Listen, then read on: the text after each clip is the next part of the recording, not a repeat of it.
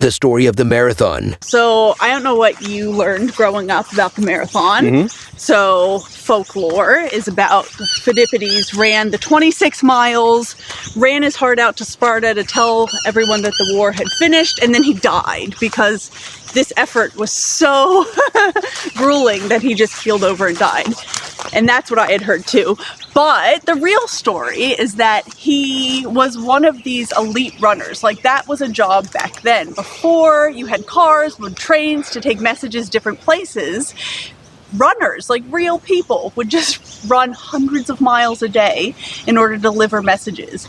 And Phidippides was one of these elite runners. And that day, he had run like 100 miles and fought in the battle and then ran to Sparta. And so when he did die, but he died of a battle wound, not because the act of running 26 miles is so grueling that you're going to keel over and die, but because of other injuries. And so I just love that, because it's not that our bodies aren't made to do long distances. We were made to do long distances, and it just takes a little bit of training to get there.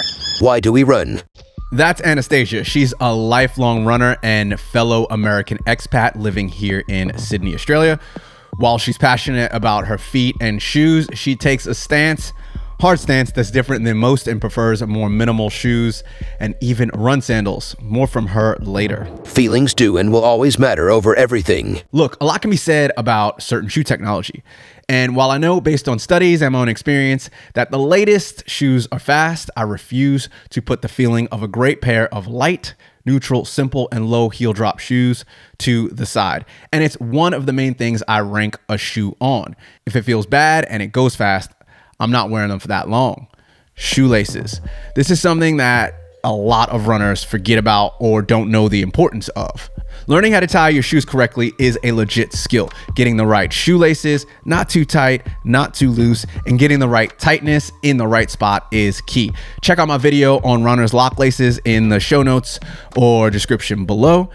But if you ignore the whole shoelace thing and tying them the right way, you can possibly develop corns or even more.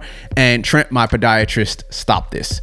We've talked about the feeling of shoes, but what about the inverse? The feeling of no shoes? Yeah, I mean, that's the thing I hear all the time is people are like, oh, you need these shoes, you need something, like you can't just do that in bare feet. But the thing is people have been doing it in bare feet for thousands of years in all parts of the world. In Africa, you have persistence hunters. In North America, you have the Tarahumara Indians who ran over mountains long distances. And in Greece, the story of the marathon is about when Phidippides ran not 26 miles, but ran hundreds of miles over the course of a couple days and then finished with 26 miles. And at that time, they were just either in bare feet or in sandals. And these aren't like extreme acts of human, greatness. It's just what our bodies were born to do. And we were doing it before shoe companies invented padded soles. Again, that's Anastasia, who wears minimal run shoes and run sandals.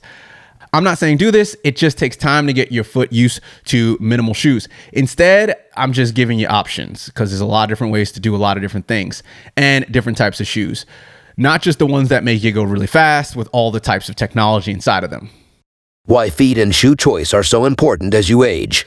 If we have the barefoot minimal movement over here, let's go to the other side of the spectrum, which is super shoes. Super shoes are defined as the latest and greatest technology. I'm trying not to name too many companies, but just for reference, Nike Vaporflies and Alphaflies are super shoes. Saucony Endorphin series are super shoes. Mizuno Wave Rebellion are super shoes, and Asics and New Balance and Puma, they all have their own super shoes out there.